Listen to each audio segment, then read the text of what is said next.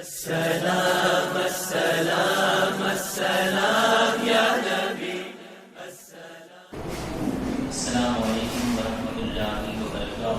وعلیکم السلام ورحمۃ اللہ وبرکاتہ.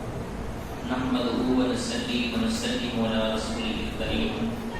اما بعد فاعوذ بالله من الشیطان الرجیم. بسم اللہ الرحمن الرحیم.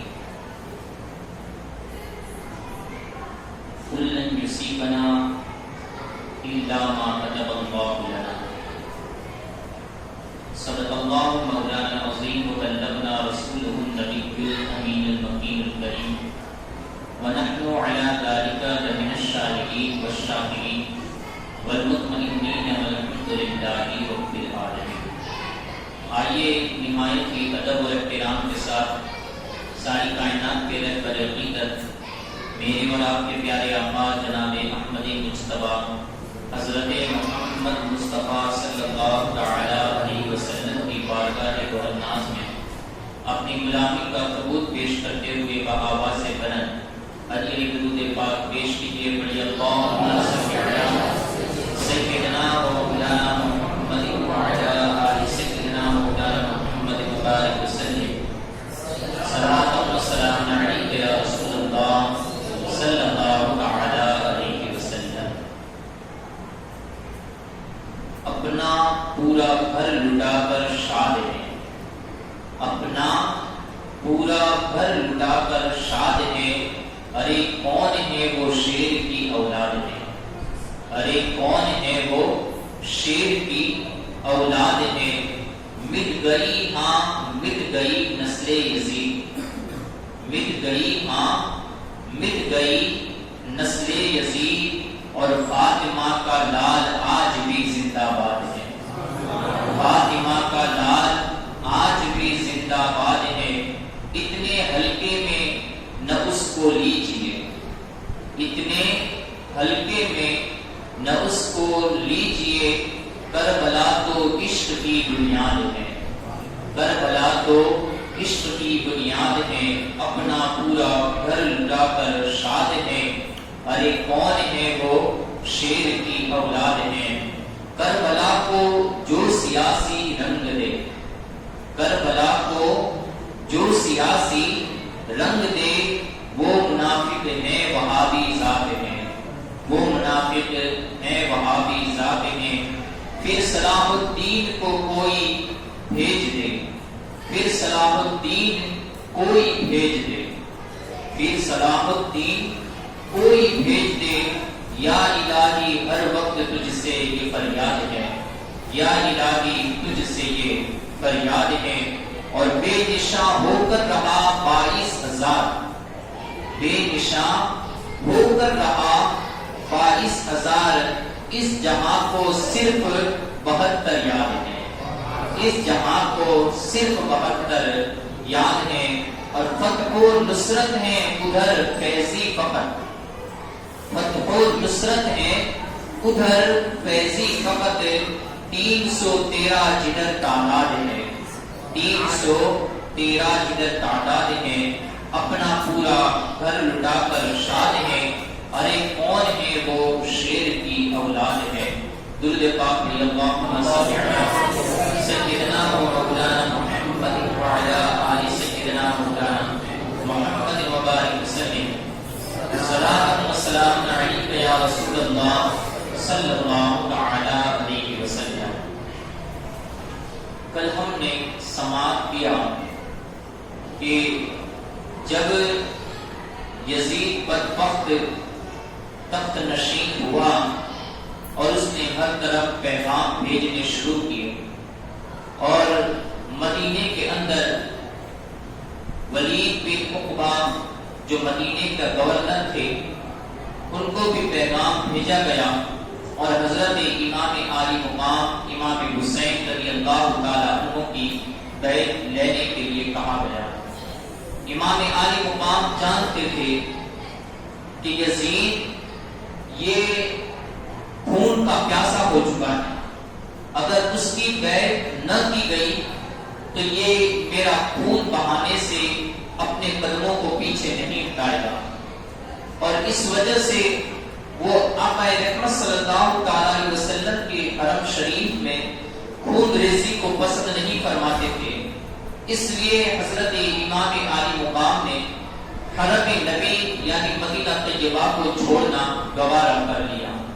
آقا رحمت صلی اللہ علیہ وسلم کی وہ پیاری جگہ اور وہ پیارا شہر جس کے بارے میں رحمت دو عالم صلی اللہ علیہ وسلم ارشاد فرماتے تھے، لا يقبل النبی الا فی احب الامکنۃ الیہ، کہ اللہ کے نبی کی روح اسی جگہ پر قبض کی جاتی ہے اور اللہ کا نبی اسی جگہ پر وفات پاتا ہے جو پوری دنیا میں سب سے محبوب اس کو وہ جگہ ہوتی ہے۔ تو گویا کہ آقا رحمت صلی اللہ علیہ وسلم کی وفات مدینہ طیبہ میں ہوئی، اس کا مطلب یہ ہے کہ آقا رحمت صلی اللہ علیہ وسلم کو تمام جہانوں میں سب سے پیاری جگہ جو پسند آئی تھی وہ مدینہ طیبہ کی سرزمین تھی۔ ایک تو یہ کہ مدینہ تمام جہانوں سے افضل تھا اور مدینہ کی سرزمین یہ تمام زمینوں سے افضل تھی، اور ساتھ ہی ساتھ وطن سے بھی ہر ایک کو محبت ہوتی ہے۔ حضرت امام حسین رضی اللہ تعالی عنہ جہاں پر پیدا ہوئے تھے، آقا رحمت صلی اللہ علیہ وسلم کے کندھوں پر جن گلیوں کے اندر سواری فرمائی تھی، تمام صحابی جن کے ساتھ پیار کیا کرتے تھے، مدینے کی گلی کوچوں سے جن کو پیار تھا، اور وہ مدینے سے کیوں پیار نہ ہو، ہر ایک دل کی صدا یہ ہوتی ہے کہ وہ اللہ رب العزت سے ہر دعا میں یہ طلب کرتا ہے کہ مولا ہمیں مدینے کی سرزمین عطا کر دے، جہاں پر لوگ اپنے مرنے کی دعا مانگا کرتے ہیں۔ حضرت عمر ابن خطاب رضی اللہ تعالیٰ عنہ ہما وقت یہ دعا کیا کرتے تھے، اے اللہ مجھے موت دے تو تیری راہ کے اندر شہادت میں موت عطا فرما، اور شہادت بھی آئے تو تیرے نبی کے شہر میں شہادت عطا فرما۔ تو موت بھی جہاں پر بڑے بڑے صحابہ کرام موت بھی مانگتے تھے تو وہ آقا رحمت صلی اللہ علیہ وسلم کے دیار میں مانگتے تھے، اور نبی کریم صلی اللہ علیہ وسلم کا یہ فرمان عظیم ہے کہ جس کو میری بستی کے اندر دفن کیا گیا، یعنی مدینے میں جو دفن کیا گیا، اللہ رب العزت اسے بے حساب و کتاب جنت عطا فرمائے گا، میں اس کی شفاعت فرماؤں گا۔ آقا رحمت صلی اللہ علیہ وسلم کے ایسے عظیم الشان فرامین یہ مدینہ طیبہ کی سرزمین کے لیے واضح طور پر ظاہر تھے۔ اب ایسے سرزمین وہاں سے چھوڑنا یہ کس قدر گوارا ہو سکتا ہے، جہاں پر پوری دنیا کے لوگ جس سرزمین کی تمنائیں لگاتے ہو۔ آپ دیکھیں کہ 40 دن کے لیے حاجی وہاں پر جاتے ہیں، اور ان میں سے بھی صرف 8 ہی دن یہ مدینہ طیبہ کی سرزمین پر انہیں رہنے دیا جاتا ہے۔ لیکن جس حاجی کو پوچھئے جب وہ مدینہ سے رخصتی کا سفر کرتا ہے اور مدینہ طیبہ کو اپنی مڑ مڑ کر نگاہوں سے دیکھتا ہے تو واقعی میں وہ اپنے وطن کا بھی ہوتا ہے، اس کے گھر، اس کا گھر، اس کے اہل و عیال کسی اور جگہ کے ہوتے ہیں، اسے تو اپنے اہل و عیال کی طرف جانا ہے، لیکن مدینہ چھوڑنے والے اس بندے کی آنکھوں میں پھر بھی آنسو آ جاتے ہیں، پھر بھی اس کی آنکھوں کے اندر آنسو ہی ہوتے ہیں۔ آخر کیا معاملہ ہے، جبکہ وہ تو اپنے گھر اور اپنے اہل و عیال کی طرف واپس لوٹ رہا ہے، لیکن آقا کی جب سرزمین کو جو بندہ بھی چھوڑتا ہے اس کی آنکھوں کے اندر آنسو آتے ہیں۔ صرف 8 دن کی یہ حالت ہوتی ہے، لیکن جس نے اپنے 56 سالہ زندگی کو یہ مدینہ طیبہ کی سرزمین پر گزارا ہو، جس نے اپنی پوری زندگی پیدا ہونے سے لے کر جوانی تک اور جوان سے لے کر اپنی آخری عمر تک جس نے مدینہ طیبہ کی گلی کوچوں کے اندر جس نے بسیرا کیا ہو، اب بھلا بتائیے کہ اس کو مدینہ چھوڑنے پر کس قدر دکھ ہوا ہوگا۔ حضرت امام حسین رضی اللہ تعالیٰ کو جانتے تھے کہ مدینہ چھوڑنا یہ ضروری بن چکا ہے، اگر نہ چھوڑا جائے تو یہاں پر خون ریزیاں ہوگی۔ حضرت امام حسین رضی اللہ تعالیٰ عنہ نے اپنے سامان سفر کو تیار کیا، اپنے کجاووں کو کشا اور اپنے گھر والوں کو تیار کیا، پھر اس کے بعد اپنے پورے قافلے کو تیار کر کے آخر میں اپنے گھر والوں سے اجازت طلب کی، کہا کہ تم لوگ سفر کی تیاری کو شروع کر دو، میں نانا جان کے روزے اطہر کی زیارت کر کے آتا ہوں، میں نانا جان کی ملاقات کر کے آتا ہوں۔ حضرت امام عالی مقام اب یہ اپنی آخری ملاقات اور الوداعی ملاقات کرنے کے لیے نبی رحمت صلی اللہ تعالی علیہ وسلم کی قبر مبارک پر حاضری دینے کے لیے جانے لگے۔ نبی رحمت صلی اللہ علیہ وسلم کا وہ پیارا نواسا جنہیں کبھی سید الشباب اہل جنت کا حکم فرمایا تھا کہ یہ جنتی نوجوانوں کے سردار ہیں، جن کو آقا رحمت صلی اللہ علیہ وسلم سونگا کرتے تھے۔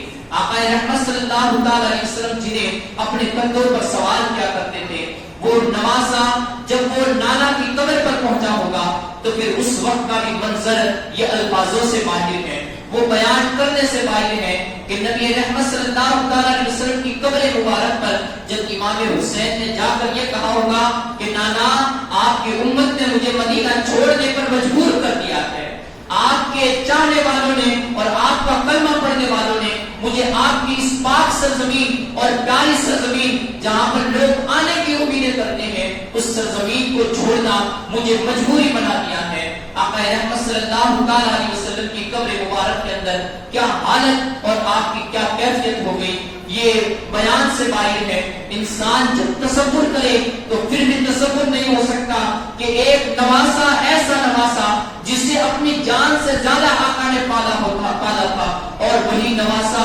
آج قبر مبارک پر جا کر یہ رخصتی کی اجازت طلب کر رہا ہے۔ نبی رحمت صلی اللہ علیہ وسلم کے دربار سے اجازت کو طلب کرنے کے بعد حضرت امام عالی مقام یہ مکہ المکرمہ کی طرف روانہ ہونے لگے۔ آقا رحمت صلی اللہ علیہ وسلم کے دربار کو چھوڑ کر اب خانہ کعبہ کی طرف جب امام عالی مقام کا سفر شروع ہوا اور جب امام کا قافلہ کچھ دنوں کے بعد کوفہ مکہ المکرمہ کی سرزمین پر پہنچا، جب امام عالی مقام مدینہ طیبہ سے نکلے تھے تو یہ 4 شعبان المعظم کا دن تھا اور سن 60 ہجری کا یہ سال تھا۔ حضرت امام عالی مقام وہی تاریخ میں 5 شعبان المعظم سن 4 ہجری کے اندر اسی مدینہ کی سرزمین پر پیدا ہوئے تھے۔ آج 5 شعبان اس سے ایک دن پہلے 4 شعبان المعظم کو امام عالی مقام وہی مدینہ چھوڑ کر اب جانے کے لیے تیار ہوئے ہیں۔ رخصتی مدینہ ہو چکی ہے، امام عالی مقام کا قافلہ یہ مکہ المکرمہ کی سرزمین پر پہنچ گیا۔ جب امام عالی مقام مکہ المکرمہ پہنچے، جیسے ہی مکہ والوں کو خبر ہوئی کہ ابن رسول حضرت امام عالی مقام یہ مدینہ مکہ المکرمہ کی سرزمین پر پہنچ چکے ہیں، مکہ المکرمہ کے لوگ جوڑ کر جو جماعت در جماعت یہ حضرت امام حسین رضی اللہ تعالیٰ عنہ سے ملاقات کرنے کے لیے آ پہنچے۔ ہر کوئی امام عالی مقام سے ملاقات کر رہا ہے۔ کچھ لوگوں نے یہ بھی عرض کی، کہا کہ حضور اپنے ہاتھ کو بڑھائیے اور ہماری بیعت لے لیجیے، ہم آپ کے اوپر اپنے جان و مال ہر چیز کو قربان کر دیں گے۔ لیکن امام عالی مقام نے ان تمام چیزوں سے انکار کر دیا اور کہا کہ نہیں، میں اس وقت صرف یہاں پر مقیم کی حیثیت سے آیا ہوں تاکہ خون ریزہ نہ ہو اور مسلمانوں کے اندر آپس میں کوئی اختلاف نہ ہو۔ امام عالی مقام نے نہ بیعت لی، نہ کوئی لشکر تیار کیا، نہ کوئی ایسا کام کیا کہ جو حکومت کے خلاف کام کیا جا سکے۔ امام عالی مقام بس وہاں پر رہنے لگے اور عبادت کرنے لگے۔ اسی اثناء کے اندر اس طرف کوفہ والوں کو پتہ چل گیا کہ امام عالی مقام یہ مدینہ طیبہ چھوڑ کر یہ مکہ المکرمہ آ چکے ہیں اور انہوں نے یزید کی بیعت سے بھی انکار کر دیا ہے۔ اب کوفہ والے پہلے ہی سے امیر معاویہ کی بھی وہ ایک زبردستی سے بیعت کیے ہوئے تھے اور وہ بنی امیہ کی خلافت اور بنی امیہ کی حکومت کو وہ پسند نہیں کرتے تھے۔ جب کوفہ والوں نے یہ سنا کہ حضرت امام عالی مقام نے یزید کی بیعت کو ٹھکرا دیا ہے اور وہ مکہ المکرمہ کی طرف روانہ ہو چکے ہیں تو وہ تمام کے تمام سلیمان بن سرد کے مکان پر جمع ہوئے۔ سلیمان بن سرد اور یہ جو کوفہ کے تمام لوگ تھے وہ شیعہ علی کہلاتے تھے۔ حضرت علی رضی اللہ تعالیٰ عنہ سے محبت کرنے والے لوگ تھے۔ شیعہ علی کو کہلاتے تو ضرور تھے لیکن ہر مرتبہ جو حضرت علی کو تکلیف پہنچائی ہے یہ انہی کوفہ والوں نے پہنچائی تھی۔ کوفہ والوں کے تمام حالات یہ لوگوں کی نگاہوں کے سامنے تھے۔ حضرت علی رضی اللہ تعالیٰ عنہ جب اپنی زندگی کے اندر انہی کوفہ والوں سے کبھی جنگ کے لیے کہتے، اگر وہ سردی کا موسم ہوتا تو وہ لوگ اپنا عذر یہ پیش کر دیتے، کہا کہ ابھی تو ٹھنڈی کا موسم ہے، اس وقت ہم سے لڑا نہیں جائے گا۔ حضرت علی رضی اللہ تعالیٰ کبھی گرمی کے موسم پہ انہیں کہتے جنگ کرنے کے لیے تو وہ کوفہ والے وہی لوگ جنہیں حضرت علی نے جن کے لیے حضرت علی نے مدینہ طیبہ کی سرزمین کو چھوڑا تھا اور کوفہ کو اپنا دارالحکومت بنایا تھا، وہی کوفہ والے لوگ اس وقت بھی اپنی بزدلی کا مظاہرہ کرتے اور کہتے کہ ابھی ہماری کھیتی کرنے کا موسم ہے، اس موسم میں نہیں بلکہ کسی اور موسم میں ہم جنگ کے لیے چلے جائیں گے۔ حضرت علی رضی اللہ تعالیٰ عنہ انہیں بڑا ہی ڈانٹا کرتے تھے اور ان کے لیے بڑی لعنت والے الفاظ کو بھی استعمال فرمایا کرتے تھے، کیونکہ یہ کوفی جتنے بھی تھے ان کے بارے میں کہاوت مشہور تھی کہ کوفی لا یوفی، یعنی جو کوفے کے رہنے والے لوگ ہیں وہ کبھی وفا کرنے والے لوگ نہیں ہیں۔ الغرض امام عالی مقام کا جب انہوں نے سنا تو انہوں نے سلیمان بن سرد کے مکان پر تمام کے تمام لوگ جمع ہو گئے، اور اس کے بعد سلیمان بن سرد یہ کھڑے ہوئے اور انہوں نے ایک خطبہ دینا شروع کیا۔ کہا کہ لوگوں، امیر معاویہ کا انتقال ہو چکا ہے اور یزید تخت نشین ہوا ہے۔ امام عالی مقام امام حسین رضی اللہ تعالیٰ عنہ نے یزید کی بیعت سے انکار بھی کر دیا ہے اور وہ مدینہ چھوڑ کر مکہ کی جانب نکل چکے ہیں۔ اب ہم اگر ان کو یہاں پر بلانا چاہتے ہیں تو سب سے پہلے یہ عہد کرو کہ اگر تم ان کی مدد کر سکتے ہو تو ہی ان کو یہاں پر بلاؤ، ورنہ ایسا نہ ہو کہ تم یہاں پر ان کو بلا لو اور جس طریقے سے تم نے ان کے والد حضرت علی شیر خدا کو دھوکا دیا، جس طریقے سے ان کے بھائی امام حسن رضی اللہ تعالیٰ عنہ کو دھوکا دیا، ایسا دھوکا امام حسین کو نہ دینا۔ ان لوگوں نے کلام مجید کو منگایا، دیکھیں ان کوفیوں کے جذبے کو دیکھیں، جو کوفی تھے وہ جذبے کے اندر جب آتے تھے تو اپنی محبت کا کس طریقے سے اظہار کرتے تھے۔ انہوں نے کلام مجید کو اٹھایا اور ہر ایک نے اپنے گھر سے کلام مجید کو اٹھا کر اپنے اللہ کے کلام کے اوپر ہاتھ رکھ رکھ کر قسمیں کھائی، کہا کہ ہم اس کلام پر ہاتھ رکھ کے قسم کھاتے ہیں کہ ہم امام حسین کو ذرہ برابر دھوکہ نہیں دیں گے، ان کے لیے اپنے جان و مال ہر چیز کو قربان کر دیں گے، ان کے لیے اپنے بیٹوں تک کو قربان کر دیں گے۔ جب سلیمان بن سرد نے کوفیوں کے اس جذبے کو دیکھا تو اس کے بعد انہوں نے ایک خط تیار کیا اور اس کے اندر کوفہ کے جتنے بڑے بڑے لوگ تھے تمام کی دستخط لی گئی، تمام کی سگنیچر لی گئی، اور اس کے بعد وہ کوفہ سے وہ خط عبداللہ بن دال کے ہاتھ یہ مکہ المکرمہ امام عالی مقام کے پاس بھیج دیا گیا۔ جب یہ خط امام عالی مقام کو پہنچا تو اب ملا باقر مجلسی جو شیعوں کے امام ہیں ان کی ایک کتاب میں لکھتا ہے کہ کچھ ہی دنوں کے اندر، یعنی ایک ہفتہ گزرا، 2 ہفتے گزرے، کچھ ہی دنوں کے اندر امام عالی مقام کے پاس کوفیوں کے 12,000 خط پہنچ گئے، 12,000 خط پہنچ گئے، لیکن امام عالی مقام نے کسی خط کا کوئی جواب نہیں دیا، جو خط آتا اسے تھیلے میں ڈال دیتے۔ امام عالی مقام نے ان کے خطوں کو پڑھا تک نہیں۔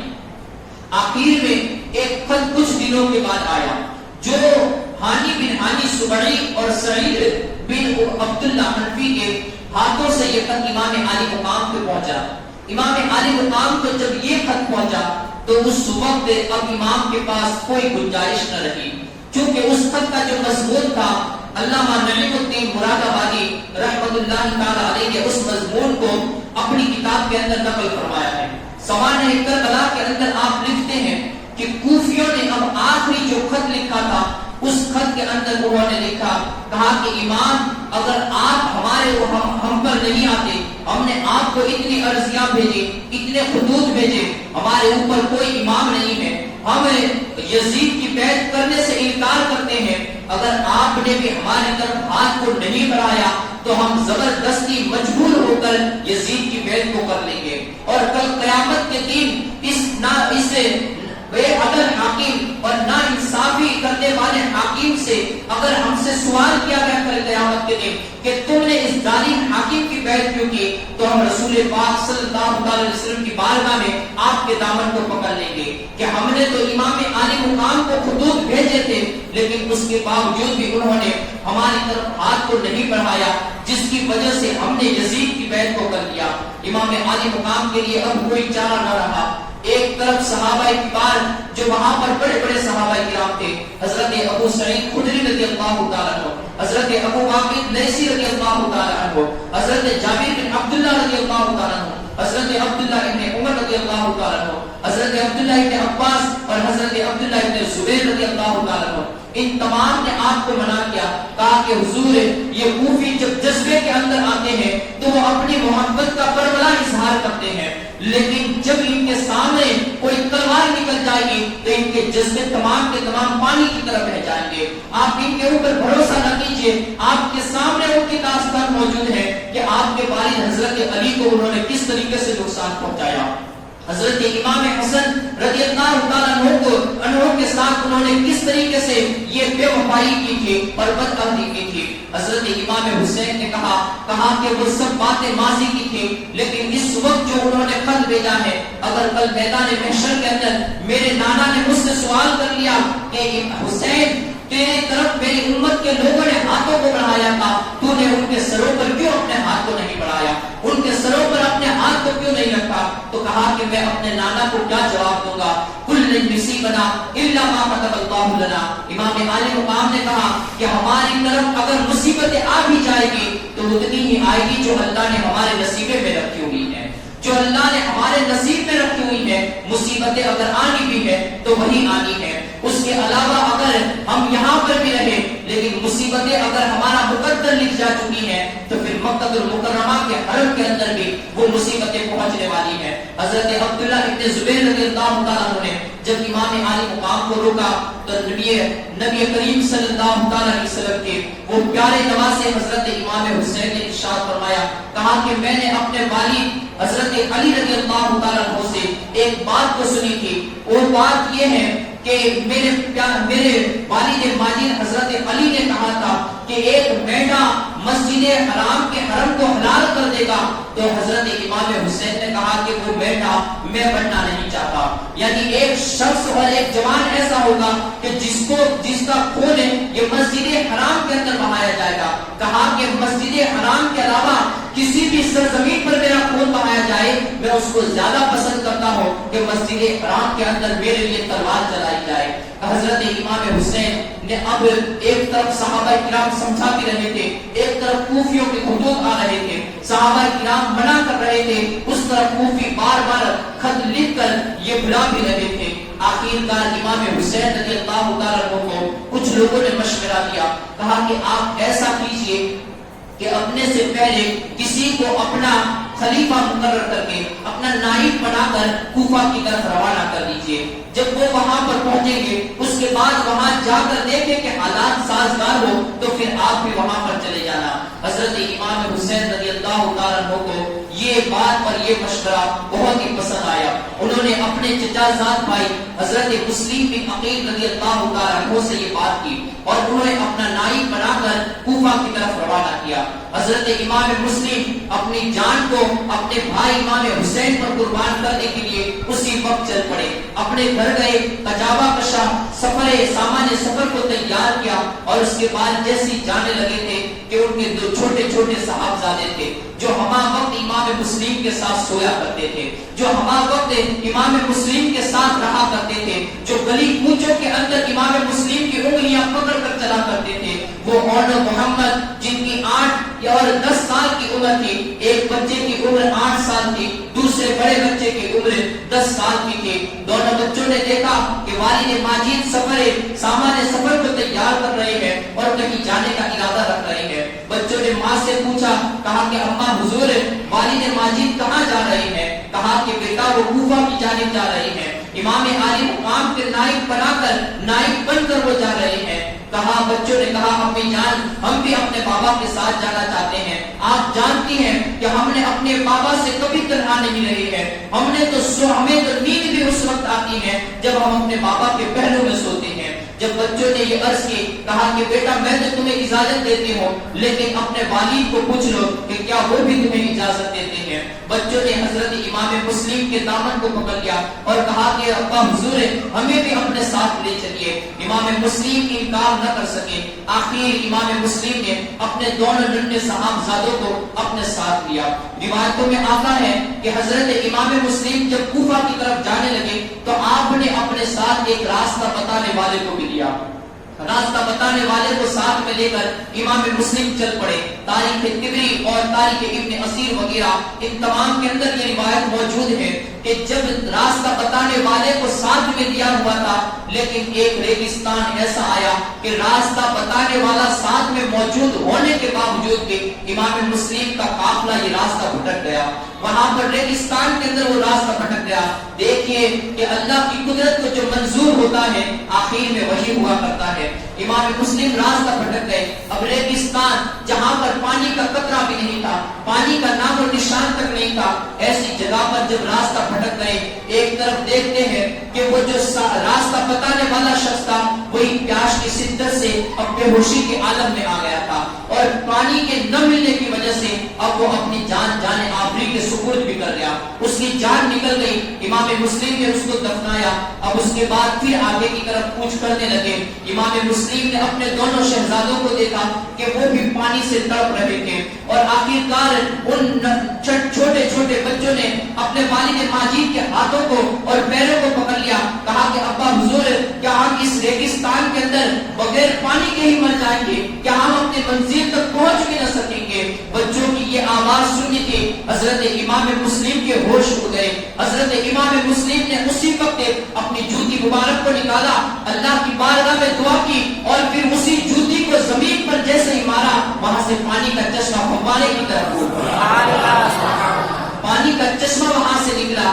اب یہاں پر ایک زیر غور ایک نکتہ ہے کہ حضرت امام مسلم نے اپنے بیٹوں کی پیاس کو بجھانے کے لیے جب اپنے نالین کو مارا، اپنی جوتی مبارک کو مارا، اپنے چپل کو مارا، تو وہاں پر زمین کے اندر، ریگستان والی زمین کے اندر یہ پانی کا فوارہ پھوٹ پڑا، جہاں پر کوئی کھدائی نہیں کی گئی بلکہ پانی خود بخود ابل کر آ پڑا۔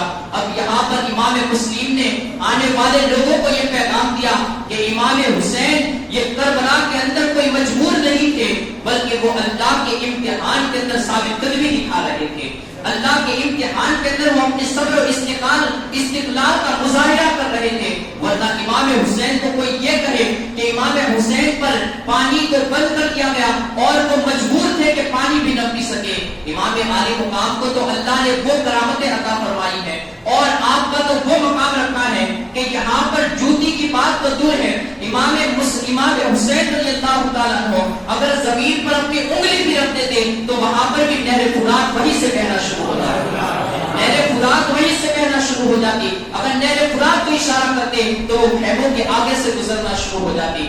امام مسلم نے ہمیں یہ سبق دیا کہ اللہ رب العزت نے جس طریقے سے حضرت اسماعیل کی مدد کے لیے آب زمزم کو نکالا تھا، اگر اللہ رب العزت اپنے نبی کے نواسے کی مرضی ہوتی، اپنے نبی کے نواسے کی مرضی کے لیے نہر فرات نہیں، دنیا کا کوئی دریا نہیں، بلکہ اللہ رب العزت حوض کوثر کو وہاں پر نکال دیتا، حوض کوثر کا چشمہ وہاں پر جاری فرما دے گا۔ یہ حضرت امام عالی مقام کی شان ہے۔ الغرض امام مسلم رضی اللہ تعالیٰ عنہ یہ کوفہ کی سرزمین پر پہنچے، جب امام مسلم رضی اللہ تعالیٰ عنہ یہ کوفہ میں پہنچے تو وہاں پر مختار بن عبید ثقفی کے مکان پر آپ نے قیام فرمایا۔ مختار بن عبید ثقفی کے مقام پر اس کے گھر پر جیسے آپ نے قیام فرمایا تو ایک ہفتے کے اندر ملا باقر مجلسی نے اپنے کتاب میں لکھا ہے، یہ شیعوں کے امام ہیں، یہ کہتے ہیں کہ ایک ہی ہفتے کے اندر 18,000 کوفیوں نے آپ کے دستے حق پرست پر امام حسین کی بیعت فرمائی، 18,000 کوفیوں نے، اور وہ فرماتے ہیں کہ کچھ ہی دن گزرے تھے کہ 40,000 کوفیوں نے امام حسین کی بیعت حضرت امام مسلم کے ہاتھ پر فرمائی۔ حضرت امام مسلم رضی اللہ تعالیٰ عنہ نے جب حالات سازگار دیکھے تو فوراً ہی آپ نے قلم اٹھائی اور ایک خط حضرت امام حسین رضی اللہ تعالیٰ عنہ کی طرف روانہ کر دیا اور فرمایا امام یہاں کے حالات بہت ہی اچھے ہیں، جس قدر ہو سکے جلدی آپ مکہ المکرمہ سے روانہ ہو کر کوفہ کی سرزمین پر آ جائیے، یہاں کے تمام لوگ یہ ہمارے اوپر اپنی جان و مال ہر چیز کو قربان کرنے کے لیے تیار ہے، لیکن یہ چونکہ خدا کی قدرت کو کچھ اور ہی منظور تھا۔ الغرض ادھر جیسے ہی امام مسلم نے یہ خط روانہ کیا، وہاں کے جو گورنر تھے کوفہ کے وہ صحابی رسول حضرت نعمان بن بشیر رضی اللہ تعالیٰ عنہ تھے۔ نعمان بن بشیر رضی اللہ تعالیٰ عنہ یہ محبان اہل بیت میں سے تھے، وہ جانتے تھے کہ حسنین کی عزت اور حسنین کا مقام کیا ہے، وہ جانتے تھے کہ اہل بیت اطہار کو اللہ رب العزت نے کون سی شان عطا فرمائی ہے۔ وہاں کے حاکم اور گورنر ہونے کے باوجود بھی حضرت امام مسلم کو انہوں نے وہاں سے نہیں نکالا، بلکہ وہ یہ بھی جانتے تھے کہ کوفہ والے لوگ یہ بڑی بے عہد لوگ ہیں، یہ بڑی بے وفائی کرنے والے لوگ ہیں، یہ بڑے شرکس لوگ ہیں، جب ان کو لالچ دی جائے گی تو یہ پھرتے اور مکر کرتے یہ دیر نہیں کریں گے۔ الغرض حضرت نعمان بن بشیر امام مسلم کی طرف مخاطب ہوئے اور کہا کہ مسلم آپ یہاں سے چلے جائیے، ان لوگوں پر بھروسہ مت کیجیے، کیونکہ یہ لوگ درہم و دنانیر کے بندے ہیں، جیسے ان لوگوں کے سامنے کوئی لالچ پیش کی جائے گی وہ آپ کا ہاتھ کو چھوڑ کر پھر سے یزید کے ساتھ ہو جائیں گے۔ اگر پیسے درہم و دنانیر کی بات تو دور ہے، اگر ان کے سامنے کوئی ننگی تلوار لے کر بھی کھڑا ہو جائے گا تو ان کے ارادے فوراً ہی بدل جائیں گے۔ ان کے ایمان کمزور ہے، آپ ان لوگوں پر بھروسہ نہ کیجیے، ان لوگوں نے پہلے بھی آپ کے والد اور آپ کے بھائی کے ساتھ دھوکہ کیا ہے۔ حضرت نعمان بن بشیر نے یہ تقریر کی، پھر کوفے والوں کی طرف مخاطب ہوئے اور کہا کہ اے کوفہ والوں، تم یزید کے خلاف یہ بیعت کر رہے ہو، جیسے یزید کو پتہ چلے گا تو فوراً ہی تم لوگوں کو ہلاکت کے اندر ڈال دے گا، تم لوگوں کو ہلاک کر دے گا۔ حضرت نعمان بن بشیر رضی اللہ تعالیٰ عنہ نے جیسے ہی یہ کہا اور اس کے بعد آپ وہاں سے اترنے لگے ممبر سے، تو عبداللہ بن مسلم حضرمی جو بنی امیہ کے ہوا خواہوں میں سے تھا، وہ کھڑا ہوا اور کہا کہ نعمان، تم بزدلی دکھا رہے ہو، تم کمزوری دکھا رہے ہو، یا تو تم جان بوجھ کر کمزوری دکھا رہے ہو یا تم خود ہی بزدل ہو۔ کہا کہ تم لوگ تمہیں یہاں کی حکومت اور باغ دور تمہارے ہاتھوں میں ہے، تم کیوں ان کے اوپر سختی نہیں کرتے، تم کیوں مسلم کو بلا کر انہیں قتل نہیں کرتے تھے اور یہاں سے نکال کیوں نہیں دیتے۔ الغرض اس نے جب یہ کہا تو حضرت نعمان بن بشیر رضی اللہ تعالیٰ نے ایک تاریخی الفاظ کہا کہ میں عزت کے ساتھ انہوں نے کہا کہ میرا شمار کمزوروں میں شمار کیا جائے مجھے، اور اہل بیت اطہار کی محبت میں مجھے کمزوروں میں شمار کیا جائے تو میں اس کو زیادہ پسند کرتا ہوں کہ آل نبی کی دشمنی کے اندر مجھے عزت والوں میں پسند کیا جائے۔ کہا کہ میں وہ عزت دار بننا نہیں چاہتا ہوں، بلکہ میں وہ کمزوری بننا چاہتا ہوں جو آل نبی کی محبت والا ہو، جو اہل بیت اطہار کی محبت کے اندر کمزور شمار کیا جائے تو میں اس کو زیادہ پسند کرتا ہوں۔ حضرت نعمان بن بشیر یہ کہتے ہوئے ممبر پر سے اتر گئے۔ اب اس کے بعد وہیں پر عمارہ بن عقبہ، عمر بن سعد اور عبداللہ بن مسلم حضرمی نے اسی وقت یزید کی طرف خطوط روانہ کیے اور کہا کہ یزید اگر کوفہ کو بچانا چاہتا ہے تو پھر فوراً یہاں پر نعمان بشیر کو معزول کر دے اور کسی اور کو جو سخت ہو، ظالم ہو اور سخت گیر ہو، ایسے شخص کو یہاں کا کوفہ کا گورنر بنا دے، ورنہ تو کوفہ تیرے ہاتھوں سے نکل جائے گا۔ یہاں کے تمام لوگوں نے امام مسلم کے ہاتھ پر امام حسین کی بیعت کر لی ہے اور کچھ ہی دنوں کے اندر امام حسین بھی کوفہ کے اندر پہنچنے والے ہیں۔ جب عبداللہ بن مسلم حضرمی کا یہ خط یزید کو پہنچا تو یزید آگ بگولا ہو گیا اور وہ بڑا ہی گیس و غضب میں آ گیا اور اس نے فوراً ہی ایک شخص کو مشورے کے لیے بلایا۔ اس نے پوچھا کہ اس حالت کے اندر مجھے کیا کرنا چاہیے۔ اب چونکہ یزید اپنے چچا زاد بھائی ابن زیاد، عبید اللہ ابن زیاد جو تھا اس سے وہ ناراض تھا۔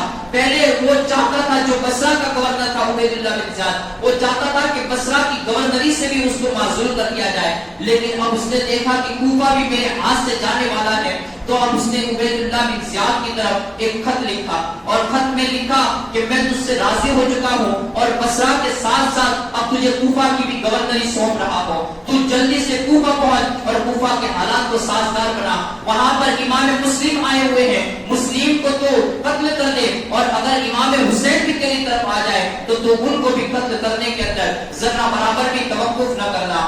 جیسے ہی ابن زیاد کو یہ خط پہنچا تو اسی وقت اس نے اپنے کچھ ساتھیوں کو لیا اور کوفہ کی طرف روانہ ہونے کے لیے چل پڑا۔ وہاں پر بصرہ کے اندر اس نے اپنے بھائی عثمان ابن زیاد کو بصرہ کا گورنر مقرر کیا اور بصرہ کا گورنر اسے مقرر کرنے کے بعد وہ کوفہ کی طرف روانہ ہونے لگا۔ جب کوفہ کی طرف نکلا تو بصرہ والوں کو پھر بھی تنبیہ کر دی، کہا کہ لوگوں اگر تم میں سے کسی نے بھی حسین بن علی کی بیعت کرنے کا خیال بھی لایا تو تم جانتے ہو کہ میرا باپ کتنا خونخوار تھا اور میں بھی کتنا خونخوار ہوں، تم میں سے کسی کا گھر باقی نہیں رہے گا، یہاں تک کہ جو تمہارے بچے بھی ہوں گے ان تمہارے بچوں کو بھی میں تخت و تاراج کر دوں گا۔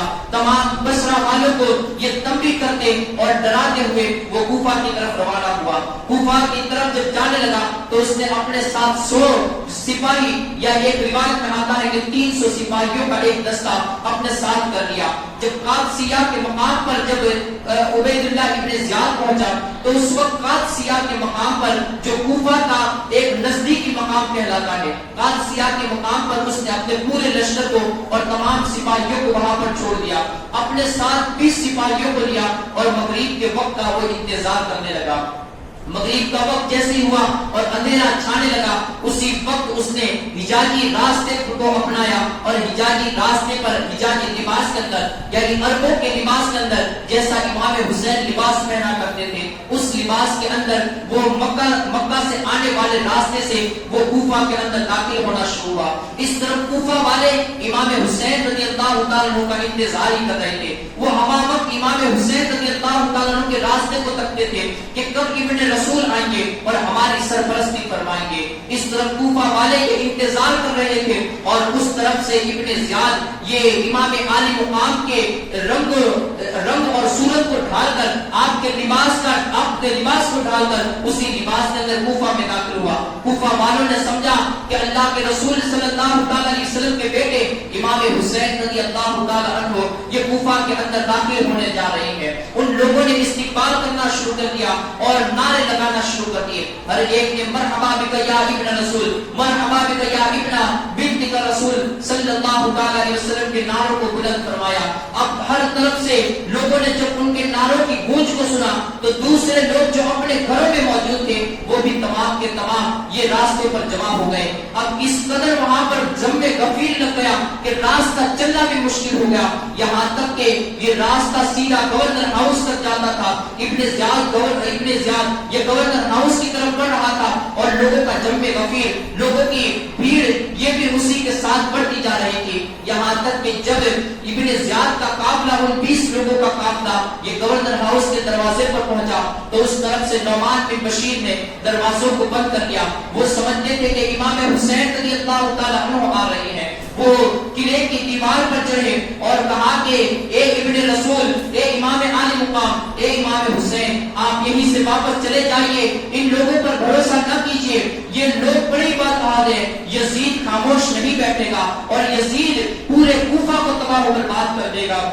حضرت نعمان بن بشیر رضی اللہ تعالیٰ عنہ یہ سمجھا رہے تھے کہ نیچے سے ہی اب مسلم بن عمرو باہلی نے نیچے سے آواز لگائی، کہا بدبخت قلعے کا دروازہ کھول دے، یہاں امام حسین نہیں ہے بلکہ عبید اللہ بن زیاد آئے ہوئے ہیں۔ عبید اللہ بن زیاد کا جیسے ہی حضرت نعمان بن بشیر نے نام سنا تو فوراً نیچے اترے اور آپ نے دروازے کو کھول دیا۔ کانپنے لگے اس لیے کہ عبید اللہ بن زیاد ایک ایسا امیر تھا، ایک ایسا حاکم تھا جو لوگوں کے خون بہانے میں دریغ نہیں کرتا تھا، جو لوگوں کا خون فالتو میں بھی بہا دیتا تھا، اگر کسی پر غصہ بھی آ جاتا تھا تو فوراً ہی اس کا سرکن سے جدا کر دیتا تھا۔ ایسا خونخوار انسان تھا، یہ قریش کا ہی فرد تھا، لیکن اس کے اندر خونخواریت یہ کوٹ کر بھری ہوئی تھی۔ اب اس نے گورنر ہاؤس کو سنبھال لیا۔ اس کے بعد نعمان بن بشیر کی معذوری کا خط جو یزید نے اس کو لکھا تھا وہ نعمان بن بشیر کے ہاتھوں میں دیا۔ نعمان بن بشیر کو معذور کر کے اس نے وہ وہاں کے تخت کے اوپر اس نے قبضے کو جما دیا۔ اب اس کے بعد جیسے ہی صبح ہوئی تو صبح ہوتے ہی اس نے کوفہ والوں کے جو بڑے بڑے لوگ تھے ان کو اپنے دربار میں بلانا شروع کیا۔ اپنے جتنے بھی ساتھی تھے ان لوگوں کو کہا کہ ان لوگوں یہاں کے جتنے بھی بڑے لوگ ہیں، جتنے بھی رئیس لوگ ہیں، جتنے امیر لوگ ہیں اور قبیلوں کے سردار ہیں ان تمام کو میرے پاس بلایا جائے۔ اب وہاں اس کے ایلچی ہر قبیلے کے اندر پہنچنے لگے، ہر جگہ پر جہاں پر بھی کوئی بڑا نظر آتا تو اسے عبید اللہ بن زیاد کا دعوت نامہ دیتے اور کہتے کہ تمہاری دعوت عبید اللہ بن زیاد نے یہ گورنر ہاؤس کے اندر رکھی ہوئی ہے۔ تمام لوگ دعوت کا نام سنتے ہی یہ وہاں پر پہنچنے لگے۔ اب جیسے ہی گورنر ہاؤس کے اندر پہنچے عبید اللہ بن زیاد نے سب سے پہلے انہیں ڈرایا دھمکایا، کہا کہ تم جانتے نہیں ہو کہ یزید امیر المومنین ہے، یہاں کے حالات سازگار ہیں اور تم یزید کے خلاف بغاوت کرنے کے لیے جا رہے ہو۔ تم جانتے نہیں کہ یزید نے کتنا بڑا لشکر یہ دمشق سے روانہ کر دیا ہے اور جب وہ لشکر یہاں پر پہنچے گا تو اس کا پہلا آدمی جب کوفہ میں ہوگا تو آخری آدمی دمشق میں ہوگا. اتنا بڑا لشکر یزید نے وہاں سے روانہ کر دیا ہے. اگر تم چاہو بھی کہ اس کے ساتھ لشکر کشی کرو, ان کے ساتھ جنگ کرو, تو پھر بھی تم جیت نہیں سکتی. اگر تم اپنے خیموں کو بچانا چاہو, اپنے گھر والوں کو, اپنے اہل و عیال کو بچانا چاہو, تو یاد رکھو کہ یزید کے خلاف بغاوت نہ کرو. اس نے اس طریقے سے ان کوفہ والوں کو ڈرایا دھمکایا کہ اسی وقت ان کے جو جذبے تھے وہ بستی کی طرف مائل ہونے لگے. وہ پھر ان کے دلوں کے اندر وہیں پر ڈر بیٹھنے لگا. اب یہاں پر میں آقا رحمت صلی اللہ علیہ وسلم کی ایک حدیث مبارکہ سناؤ. آقا رحمت صلی اللہ علیہ وسلم ارشاد فرماتے ہیں کہ جب کسی کے دل کے اندر دنیا ملوث ہو جاتی ہے اور دنیا کی محبت ہوتی ہے تو پھر اس دل کے اندر ایمان داخل نہیں ہونے پاتا, اور جس دل کے اندر ایمان نہیں ہوتا ہے وہ دل کمزور ہوا کرتا ہے. وہ کوفہ والوں کے اندر یہ دنیا کی محبت بھری ہوئی تھی, اس وجہ سے ان کے اندر ایمان مکمل طور سے نہیں تھا, اور جس دل کے اندر ایمان نہیں ہوتا وہ دل ہمیشہ کمزور ہوا کرتا ہے, وہ طاقت و قوت سے کام جایا کرتا ہے. وہ کبھی سامنے لالچ کو دیکھ کر, پیسے اور درہم و دنانیر کو دیکھ کر اس کے پاؤں پھسلنے لگتے ہیں. چونکہ جس کا ایمان مکمل نہیں ہوتا ہے, جس کا ایمان کمزور ہوتا ہے, تو پھر ایسے بندے کو خدا کا خوف نہیں ہوتا ہے, وہ ہر چیز سے ڈرا کرتا ہے. تو یہی کہا جاتا ہے کہ جب جس دل کے اندر دو خوف جمع نہیں ہو سکتے, یا تو اس دل کے اندر خدا کا خوف ہوگا یا تو دنیا داروں کا خوف ہوگا. جس دل کے اندر دنیا داروں کا خوف ہوگا تو خدا کا خوف پہلے ہی سے نکل جاتا ہے. اس لیے کہ دلوں کے اندر دو چیزیں ایک ساتھ جمع نہیں ہو سکتی ہیں. ان کوفہ والوں کے دلوں کے اندر دنیا کی محبت بھی بھری ہوئی تھی, دنیا داروں کا ڈر بھی بھرا ہوا تھا. اس وجہ سے وہ عبید اللہ بن زیاد جو صرف 20 لشکریوں کے ساتھ اور 20 سپاہیوں کے ساتھ وہ آیا تھا, لیکن اس سے بھی وہ کانپنے لگے. اس کے سامنے جو ڈراؤنی اور ہیبتناک باتیں کی گئی, ان لوگوں نے اسی سے کانپنا شروع کر دیا.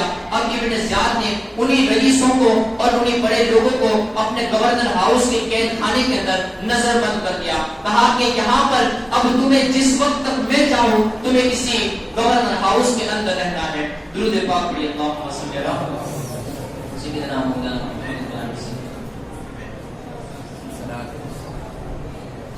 اب ابن زیاد نے یہ ایک چالاکی کو اپنا لیا. چالاکی یہ ایسی کام کر گئی کہ اس نے جتنے بھی بڑے بڑے لوگ تھے ان لوگوں کو گورنر ہاؤس میں بند کر لیا. اب اس کو یہ پتا نہیں تھا, اس طرف امام مسلم رضی اللہ تعالیٰ عنہ اب تک مختار بن عبید سقفی کے مکان پر تھے. اب جیسے ہی امام مسلم نے سنا کہ عبید اللہ بن زیاد آ چکا ہے اور اس نے گورنر ہاؤس پر قبضہ بھی کر لیا ہے, تو انہوں نے اب اسی مکان میں رہنا یہ مناسب نہ سمجھا. آپ محب اہل بیت حضرت ہانی بن عروہ رضی اللہ تعالیٰ عنہ کے مکان پر تبدیل ہو گئے اور وہاں پر گئے. اب کچھ ہی مخصوص جو لوگ تھے ان کے سوا کسی کو بھی پتا نہیں تھا کہ حضرت امام مسلم اور آپ کے صحابزادے کس کے مکان پر ہیں. حضرت ہانی بن عروہ رضی اللہ تعالیٰ عنہ یہ محب اہل بیت بھی تھے اور ساتھ ہی ساتھ جو عبید اللہ بن زیاد تھا اس کے ساتھی بھی تھے. جب عبید اللہ بن زیاد کبھی بھی کوفہ کو آتا تھا تو یہ اس کے گھر پر رہا کرتا تھا. عبید اللہ بن زیاد جب وہاں پر آیا تو اس نے خبر بھجوائی کہ ہانی کہاں ہے. لوگوں نے بتایا کہ جب ہانی کے پاس یہ خبر پہنچی تو ہانی نے یہ بات مشہور کرا دی. کہا کہ عبید اللہ بن زیاد سے کہنا کہ ہانی کی طبیعت خراب ہے اور وہ بیماری کے بستر پر پڑے ہوئے ہیں. جب عبید اللہ بن زیاد نے اس بات کو سنا کہ ہانی بیمار ہے تو وہ آپ کی عیادت کرنے کے لیے اس نے پیغام بھجوایا کہ میں کل صبح کے وقت تمہاری عیادت کرنے کے لیے آؤں گا. ادھر ہانی کو جیسے ہی پتا چلا کہ عبید اللہ بن زیاد اس کے مکان پر آنے والا ہے تو ہانی بن عروہ رضی اللہ تعالیٰ عنہ نے حضرت امام مسلم سے مشورہ کیا. کہا کہ امام یہ عبید اللہ بن زیاد کے آنے والا ہے, اگر میں آپ کو ایک طریقہ بتاؤں تو ہم آسانی سے عبید اللہ بن زیاد کو یہاں پر قتل کر سکتے ہیں, کیونکہ جب وہ میری عیادت کے لیے آئے گا تو یہاں پر بیٹھے گا, جیسے ہی میں اپنا امامہ نیچے کی طرف رکھوں یا دوسری روایت میں آتا ہے کہ میں پانی کو طلب کروں تو فوراً ہی تم پیچھے سے نکلنا اور عبید اللہ بن زیاد کے سر کو قلم کر دینا. عبید اللہ بن زیاد کو یہیں پر موت کے گھاٹ اتار دینا. حضرت امام مسلم نے اس طریقے کو پسند فرمایا. اب اسی وقت جس وقت وہ آنے والا تھا حضرت امام مسلم پیچھے کے کمرے میں یہ چھپ کر پردے کے پیچھے بیٹھ گئے. اور جب عبید اللہ بن زیاد آیا اور اس کے لیے تخت کو رکھا گیا وہ وہاں پہ بیٹھ گیا اور ہانی بن عروہ کے ساتھ وہ بات چیت کے اندر مشغول ہو گیا، یہاں تک کہ اس قدر غافل ہو گیا کہ ہانی بن عروہ کی باتوں کو سنتا جاتا اور اپنی سناتا جاتا۔ اسی اثناء کے اندر جب حضرت ہانی بن عروہ نے دیکھا کہ یہ بہت ہی غافل ہو چکا ہے، انہوں نے اپنا امامہ اتارا، یا دوسری روایت کے مطابق انہوں نے پانی کو طلب کیا، کہا کہ کوئی ہے جو مجھے پانی پلائے۔ لیکن اس طرح حضرت امام مسلم جبکہ ان کی تلوار ننگی تھی، نیام سے باہر تھی، لیکن اس کے باوجود بھی حضرت امام مسلم نے کوئی حملہ نہیں کیا۔ حضرت ہانی بار بار چلاتے جاتے کہ کوئی ہے جو مجھے پانی پلائے، کوئی ہے جو مجھے پانی پلائے، لیکن اس طرف حضرت امام مسلم رضی اللہ تعالیٰ عنہ یہ باہر نہیں نکلے۔ آخر کار حضرت ہانی بن عروہ نے زور زور سے چلانا شروع کیا اور یہاں تک کہ انہوں نے ایک شعر پڑھا جس شعر کا مفہوم یہ ہوتا ہے، کہا کہ کوئی مجھے پلا دو، اگرچہ زہر ہی ہو تو وہ زہر بھی مجھے پلا دو، میں مر جاؤں تو بھلے مر جاؤں لیکن اس وقت مجھے پانی پلا دو۔ اب انہوں نے اس طریقے سے اشارہ اور کنایہ کے طور پر یہ چلاتے جاتے، لیکن حضرت امام مسلم باہر نہیں نکلے۔ عبید اللہ بن زیاد کے ساتھ جو اس کا گارڈ آیا ہوا تھا اس نے سمجھ لیا کہ یہ کوئی کوڈ ورڈ لگ رہا ہے کہ ہانی بار بار پانی کے لیے چلا رہی ہے، اگر انہیں پانی ہی پینا ہوتا تو کوئی بھی غلام انہیں پانی پلا دیتا، لیکن بار بار یہ پانی کا طلب کرنا یا بار بار امامہ کا اتارنا، اس کے پیچھے یہ ضرور لگ رہا ہے کہ کوئی سازش چھپی ہوئی ہے۔ اس نے فوراً ہی اپنے امیر کو اشارہ کیا، آنکھوں سے اشارہ کیا، کہا کہ امیر اس وقت ہمارے یہاں پر بیٹھنا یہ ایک خطرے کے اندر ہم لوگ مشغول ہیں، خطرے سے خالی نہیں ہے، اس وقت ہم یہاں سے اٹھنا چاہیے۔ عبید اللہ بن زیاد نے جیسے اپنے گارڈ کا اشارہ پایا وہ فوراً وہاں سے اٹھا۔ عبید اللہ بن حضرت ہانی بن عروہ رضی اللہ تعالیٰ عنہ نے اس سے کہا کہ امیر اس وقت تمہیں یہاں پر رکنا چاہیے، میں تمہاری دعوت کرنے والا ہوں۔ حضرت ہانی بن عروہ رضی اللہ تعالیٰ عنہ اس سے بڑی اصرار کرتے رہے، لیکن چونکہ اس نے اپنے نوکر کا یہ اشارہ پا لیا تھا جس کی وجہ سے وہ وہاں سے اٹھ گیا۔ جیسے ہی مکان سے باہر نکلا وہ اپنے نوکر کی طرف مخاطب ہوا، کہا کہ میں ہانی کے پاس بیٹھنا چاہتا تھا، بڑے دنوں کے بعد مجھے ہانی کی ملاقات نصیب ہوئی تھی اور تو نے مجھے کیوں وہاں سے اٹھنے کے لیے مجبور کر دیا؟ تو اس نوکر نے کہا کہ حضور ہانی بار بار یہ پانی کو طلب کر رہے تھے، کیا آپ کی سمجھ میں نہیں آ رہا کہ وہ کوئی کوڈ ورڈ لگ رہا تھا کہ اگر واقعی میں پانی پینا ہوتا تو کوئی بھی غلام نے پانی پلا دیتا، اس کے پیچھے ضرور کوئی سازش نظر آ رہی ہے۔ عبید اللہ بن زیاد نے کہا کہ یہ کیسے ہو سکتا ہے، ہانی تو میرا ایک چہیتا دوست ہے، جب بچپن سے ہم لوگ ایک ساتھ بڑے ہوئے ہیں، اور وہ ہانی مجھے کس طریقے سے قتل کر سکتا ہے؟ الغرض اس نوکر نے اس بات کو کہتے ہوئے بات کو ٹال دیا، کہا کہ جب وقت آئے گا تو آپ خود ہی جان لیں گے۔ اب ہانی امیر ابن زیاد یہ اپنے گورنر ہاؤس میں پہنچا، اب وہ اسی کشمکش میں تھا کہ امام مسلم کس کے مکان پر ہے۔ اس نے کوفہ کی تمام راستوں پر پہرا بٹھا دیا، حسین بن نمیر کو لشکری اور اپنا مال و دولت کیا، خزانے کا دروازہ اس کے لیے کھول دیا، کہا کہ کوفہ والوں کو خریدنا شروع کرو اور ایک لشکری جنرال کو تیار کرو۔ اب حسین بن نمیر نے لشکریوں کو تیار کرنا شروع کیا، جو بھی اچھا نوجوان دیتا وہ اسے پیسوں کی درہم و دنانیر کی لالچ دیتا اور اسے اپنے لشکر میں شامل کرتا جاتا۔ اب کوفہ کے وہی لوگ جنہوں نے امام مسلم اور حضرت امام علی مقام کو خط لکھے تھے، وہی خط لکھنے والے لوگ اب درہم و دنانیر کے بدولت اور پیسے کی وجہ سے وہ لوگ یزید کے لشکر کے سپاہی بننے لگے تھے، اور انہوں نے کوفے کے لشکر پر، کوفے کے ہر راستے پر ایک پہرے کو بٹھا دیا اور وہی لوگ پہرے دار بنتے ہوئے نظر آئے۔ اب اس طرف امام مسلم رضی اللہ تعالیٰ عنہ کی وہ کشمکش میں تھا کہ امام مسلم کس کے مکان پر ہوں گے۔ اب یہاں پر ابن زیاد کا ایک شامی غلام تھا جس کا نام ماقل تھا۔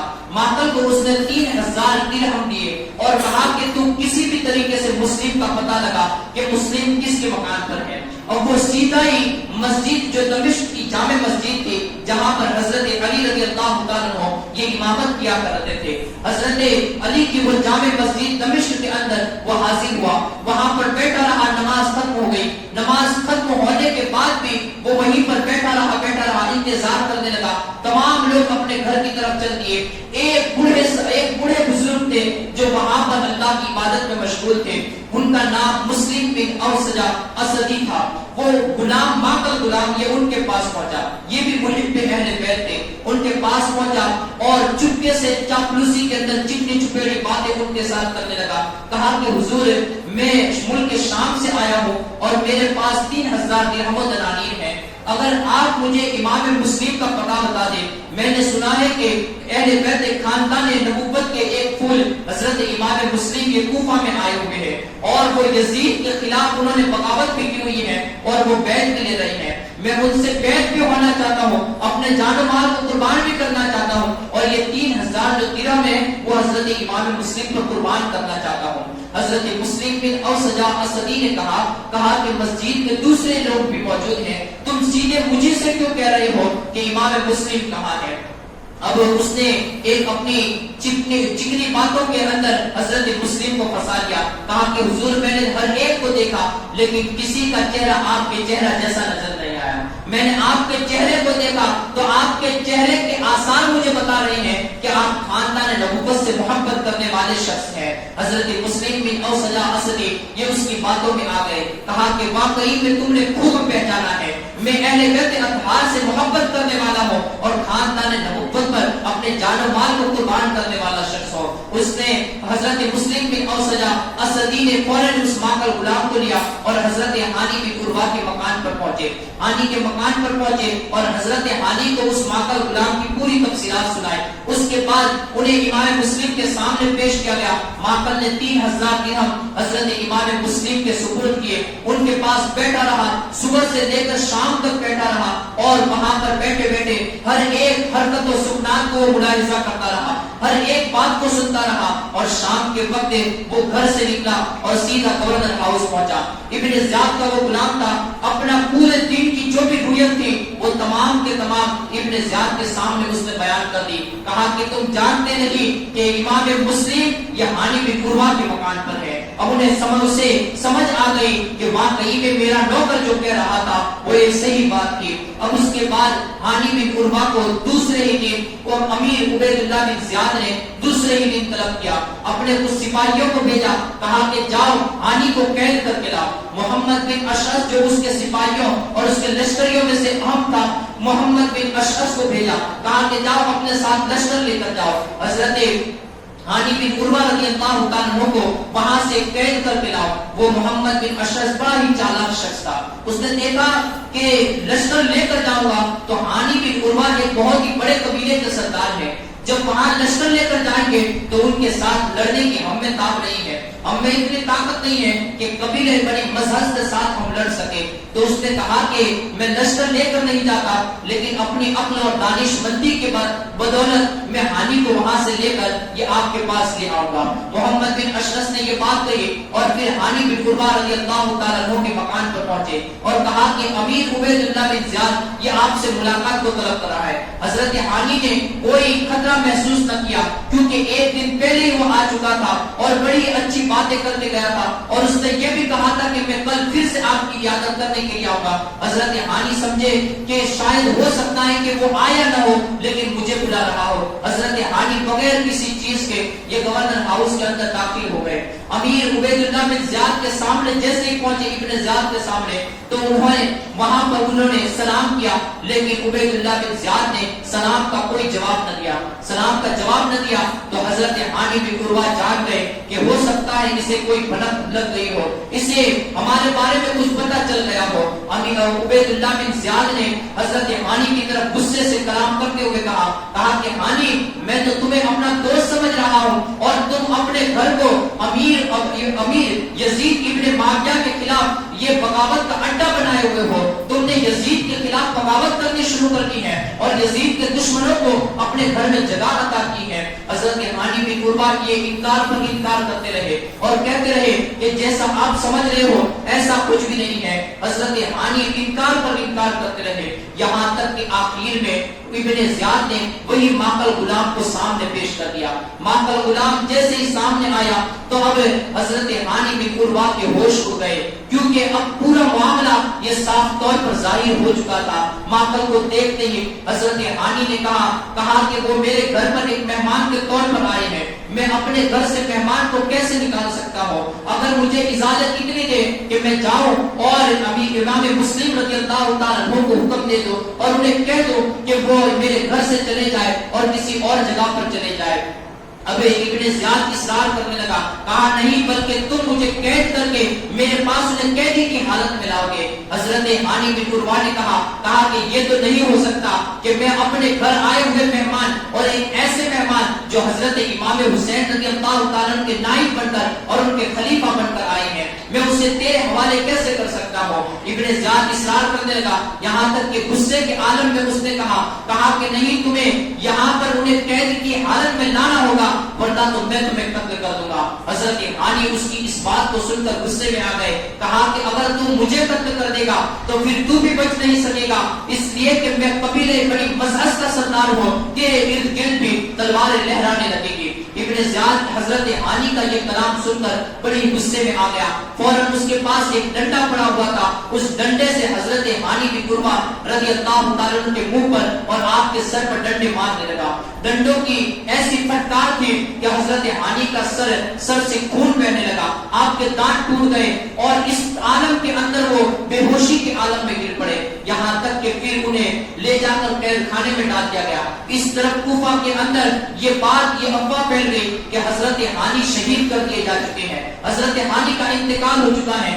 آپ کا بھائی جو نسبتی بھائی تھا جس کا نام عمرو بن حجاز تھا, وہ عمرو بن حجاز 500 یا 1000 لوگوں کے دستے کے ساتھ اس نے گورنر ہاؤس کو گھیر لیا اور انتقام کی صدائیں بلند ہونے لگی. اس طرف اتنے زیادہ خطرہ محسوس کیا اس نے کہ کہیں ایسا نہ ہو کہ ہم یہاں پر کچھ ہی لوگ ہیں اور ہمارے پاس ابھی کوئی لشکری طاقت نہیں ہے, یہ لوگ ہمیں یہیں پر گورنر ہاؤس ہی کو ہماری قبر نہ بنا دے. اس نے اسی موقع کو فائدہ سمجھتے ہوئے قاضی شریح رحمت اللہ علیہ کو بلایا.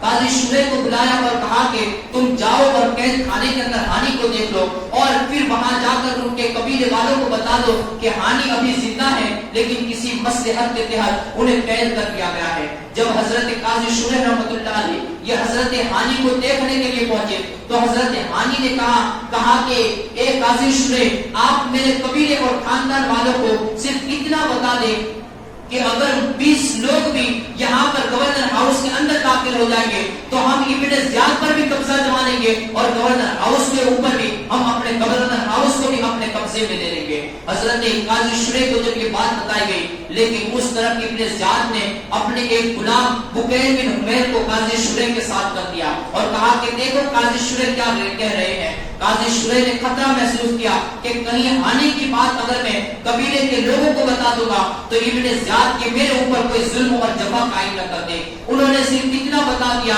کہ ابھی ہانی زندہ ہے اور کسی مصلحت کے تحت نظر بند کر دیے گئے ہیں.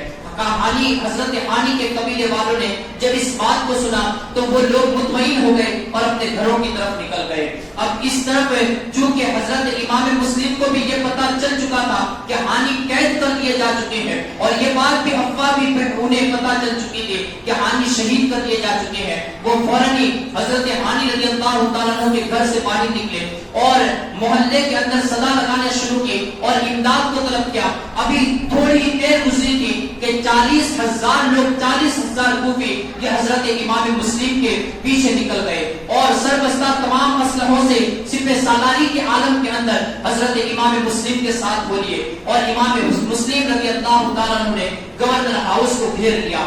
گورنر ہاؤس کو گھیر کر یہ دیکھ کے خاندان نبوت کے فرد تھے, وہ ہمیشہ خون بہانے کے اندر کبھی اجرت نہیں کرتے تھے. حضرت علامہ نعیم الدین مراد آبادی رحمت اللہ علیہ فرماتے ہیں کہ یہ موقع ایک ایسا موقع تھا کہ اگر امام مسلم حکم دے دیتے کہ حملہ کر دو تو یہ لشکر صرف ابن زیاد کوئی کافی نہیں ہوتا، بلکہ اگر یہ لشکر کوفہ سے نکل کر دمشق بھی پہنچ جاتا تو وہ یزید کو بھی تخت و تاراج کر دیتا۔ یہ اتنا بڑا لشکر تھا، 40,000 کا لشکر، لیکن حضرت امام مسلم رضی اللہ تعالیٰ عنہ نے یہ بات چیت کو مقدم رکھا، کہا کہ جب تک بات چیت سے بات ختم نہ ہو جائے وہاں تک خون ریزی نہ ہونی چاہیے، کہیں ایسا نہ ہو کہ کلمہ پڑھنے والوں کا خون بہایا جائے۔ لیکن حضرت امام مسلم ایک ایسے انداز کے تھے کیونکہ انہوں نے آقا رحمت صلی اللہ تعالیٰ علیہ وسلم کے گھر میں پرورش پائی ہوئی تھی، وہ یہ جانتے تھے کہ کلمہ پڑھنے والوں کا خون کسی بھی قیمت پر بہایا نہیں جا سکتا۔ لیکن جو سامنے دشمن تھا وہ دشمن بڑا ہی خونخوار تھا، وہ بڑا ہی چالاک دشمن تھا، وہ یہ تمام باتوں سے اوپر ہی نکلا ہوا تھا۔ اس کے دل کے اندر کوئی رحم دلی نہیں پائی جاتی تھی، اس کے دل کے اندر کوئی اچھائی اور کوئی بھلائی کا ارادہ بھی نہیں تھا۔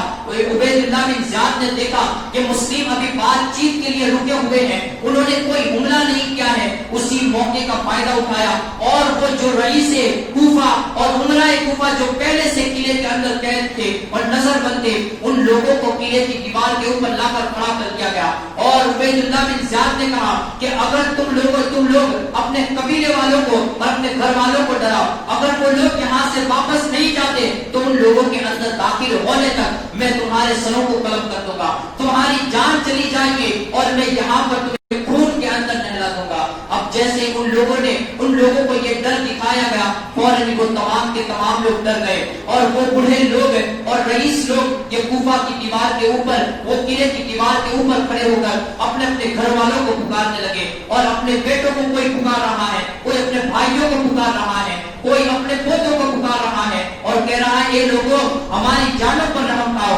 اگر تم لوگوں نے قلعے پر قبضہ بھی کر لیا لیکن تمہارے اندر داخل ہونے سے پہلے ہم لوگ یہاں پر مار لیے جائیں گے، اور اگر تم لوگوں نے یہاں پر بھی قبضہ کر لیا لیکن یزید نے ایک بہت بڑی فوج بھیجی ہوئی ہے جس کے سامنے تم کھڑے نہیں رہ سکو گے۔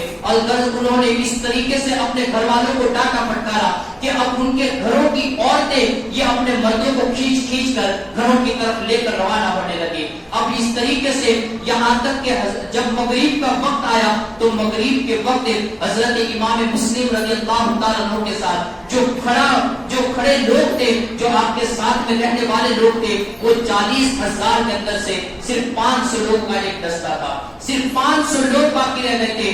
جب امام مسلم رضی اللہ تعالیٰ عنہ کوفے کی جامع مسجد میں آپ نے اذان دی اور مصلی پر کھڑے ہوئے اور تکبیر تحریمہ نماز کے لیے کہی گئی تو آپ کے پیچھے وہ 500 لوگ تھے، لیکن جیسی ایک رکعت ختم ہوئی کچھ لوگ اٹھ کر نماز سے چل دیے، دوسری رکعت ختم ہوئی تو پھر کچھ لوگوں نے وہاں سے راہ فرار کو اختیار کیا، پھر جب تیسری رکعت ختم ہوئی اور امام مسلم رضی اللہ تعالیٰ عنہ نے جیسے ہی سلام کو پھیرا تو آپ کے علاوہ پوری مسجد کے اندر ایک سناٹا چھایا ہوا تھا اور وہ کوفی جنہوں نے منتیں مان کر التجا کر کے حضرت امام مسلم اور امام حسین کو خط لکھ کر بلایا تھا، اب وہاں پر ایک بھی کوفی آپ کا ساتھ دینے والا باقی نہیں تھا، تمام کے تمام لوگ راہ فرار اختیار کر گئے تھے۔ حضرت امام مسلم کی آنکھوں کے اندر اس وقت آنسو آ گئے۔ حضرت امام مسلم کے آنسو اس بات پر نہیں تھے کہ انہیں شہید کر دیا جائے گا، بلکہ حضرت امام مسلم رضی اللہ تعالیٰ عنہ کو اس وقت حضرت امام حسین کا خیال آیا، کیونکہ انہوں نے ایک خط اس مضمون کا روانہ کیا تھا کہ امام حسین جیسے ہی اس خط کو پڑھیں گے تو فوراً وہ کوفہ کی طرف روانہ ہو جائیں گے، اور اس طرح کوفہ کے حالات بالکل تبدیل ہو چکے تھے۔ وہ لوگ جنہوں نے بڑی التجا کی تھی آج انہوں نے حضرت امام مسلم کے سر پر سے چھت کو بھی چھین لیا تھا، یہاں تک کہ انہی شیعوں کی روایتیں بتاتی ہیں کہ جب حضرت امام مسلم رضی اللہ تعالیٰ عنہ مسجد سے جامع مسجد سے باہر نکلے اور گلی کوچوں کے اندر پھرنے لگے، امام مسلم جس گھر کے سامنے سے گزرتے وہ گھر والوں کے دروازے کھلے ہوتے، لیکن امام مسلم کو دیکھ کر وہ لوگ اپنے دروازوں کو بھی بند کر دیتے، اپنے دروازوں کو بھی بند کر دیتے۔ اگر کسی کی کھڑکی کھلی ہوئی ہوتی امام مسلم وہاں جا کر آواز دیتے، اے فلاں ابن فلاں، کیا تو نے مجھے خط نہیں لکھا تھا؟ کیا تم نے خط لکھ کر ہمیں نہیں بلایا تھا؟ وہ امام مسلم کی آواز کو سن کر اپنی کھڑکی کو بند کر لیتا، اپنی کھڑکی کو بند کر لیتا۔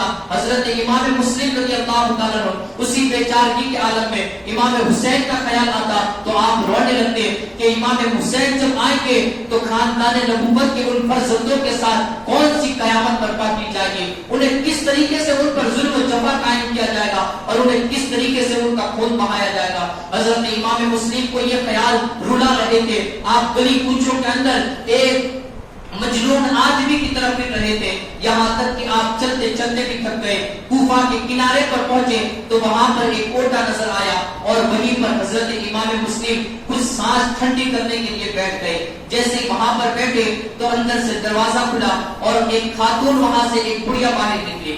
جب امام مسلم کو انہوں نے اپنے دروازے پر بیٹھا ہوا پایا تو کہا کہ اے نوجوان، تم کون ہو اور کہاں سے آئے ہو، یہاں پر کیوں بیٹھے ہو؟ حضرت امام مسلم رضی اللہ تعالیٰ عنہ نے کوئی جواب نہ دیا۔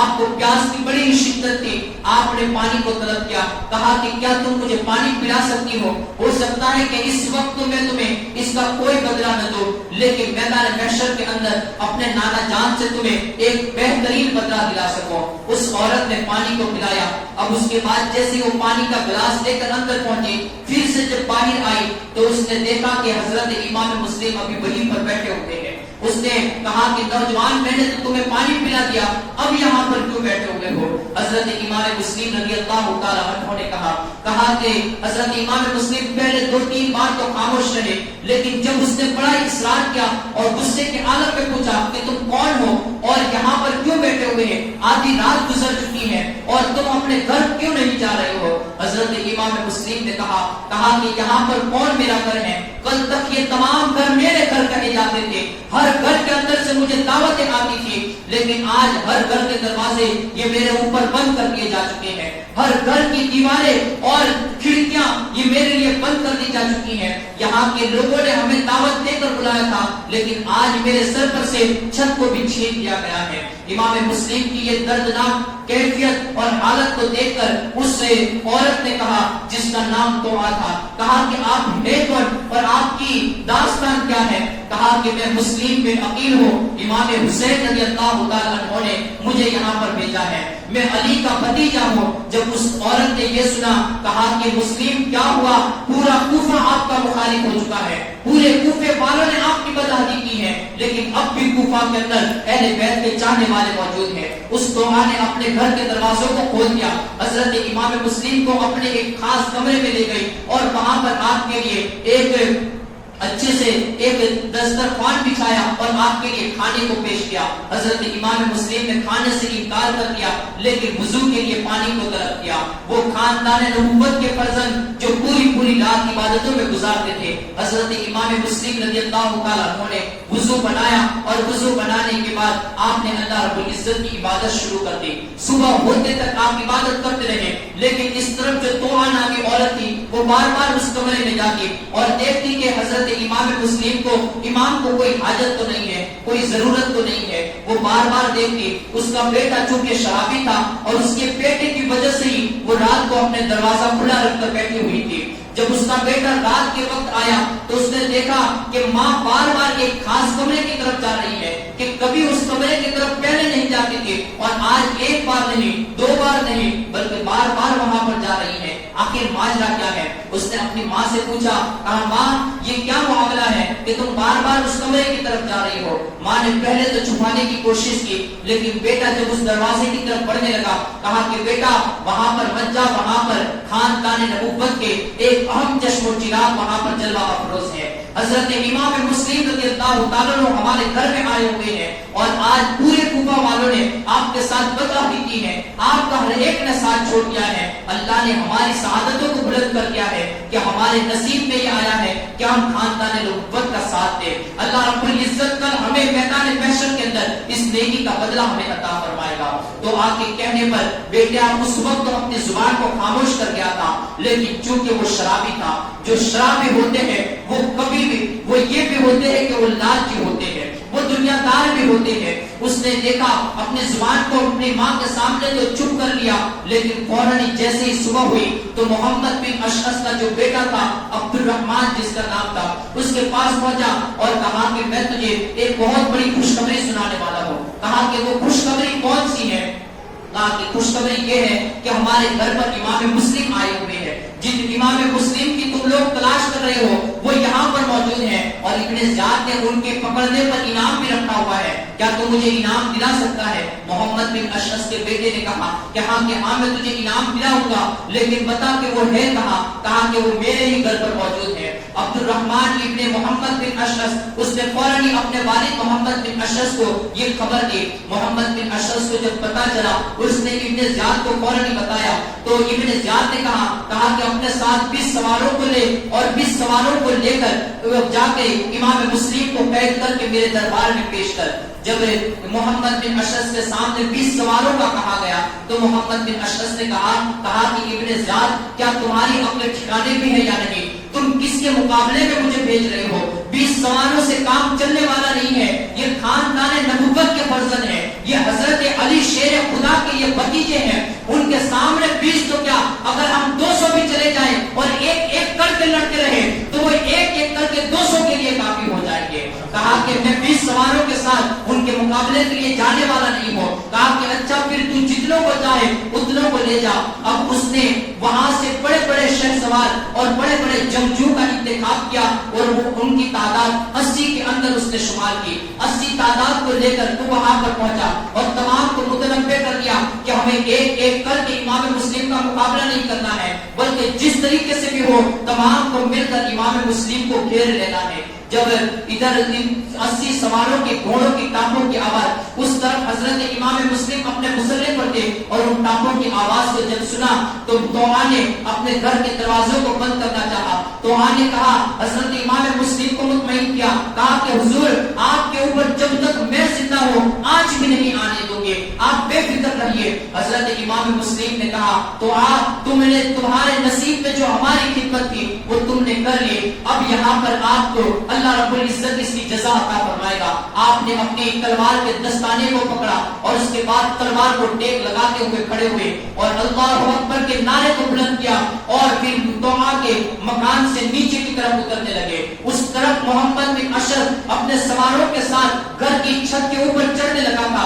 امام مسلم نے اب اپنی تلوار بے نیام کی اور جب وار کرنا شروع کیے تو کئی لوگ جو بھی سامنے آتا تھا حضرت امام مسلم ہر ایک کو زمین کے اوپر دھول جتاتا کر دیتے، جو بھی اکیلا آتا، یہاں تک کہ امام مسلم نے تمام کو گھر سے باہر کر دیا اور آپ چھت سے اتر کر میدان کے اندر آ گئے اور جو بھی سامنے تھے ان کا مقابلہ کرنے لگے، یہاں تک کہ آپ نے کئی لوگوں کو یہ واصل جہنم کر دیا، کئی لوگوں کے ساتھ مقابلہ کرتے رہے۔ اب اس کے بعد ان لوگوں نے دیکھا کہ یہ ہم سے قبضے میں آنے والا نہیں ہے، وہ مکانوں کی چھتوں پر چڑھ گئے اور وہاں سے بڑے بڑے پتھر حضرت امام مسلم کو مارنا شروع کر دیا۔ اسی اسنا کے اندر جب حضرت امام مسلم پتھروں سے بچاؤ کر رہے تھے کہ بکیر بن عمیر نام کا ایک شخص یہ آگے بڑھا اور حضرت امام مسلم رضی اللہ تعالیٰ عنہ پر ایک ایسا وار کیا کہ جس وار نے حضرت امام مسلم کے اوپر کے ہونٹ کو کاٹ دیا اور نیچے کا ہونٹ بھی زخمی ہو گیا اور ساتھ ہی ساتھ آپ کے دونوں دانت بھی اسی وقت گر گئے۔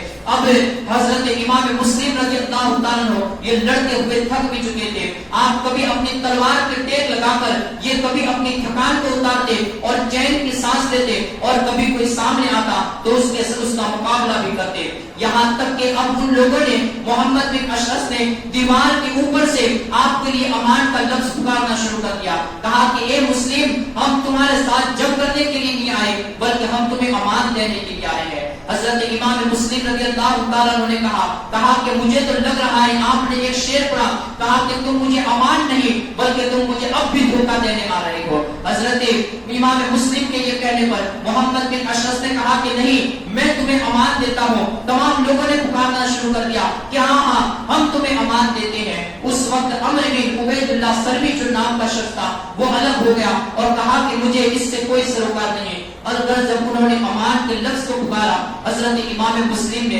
اپنی تلوار کو نیام میں ڈالا اور اس کے بعد ایک سواری لائی گئی جس سواری پر حضرت امام مسلم کو لے کر وہ لوگ گورنر ہاؤس کی طرف بڑھنے لگے۔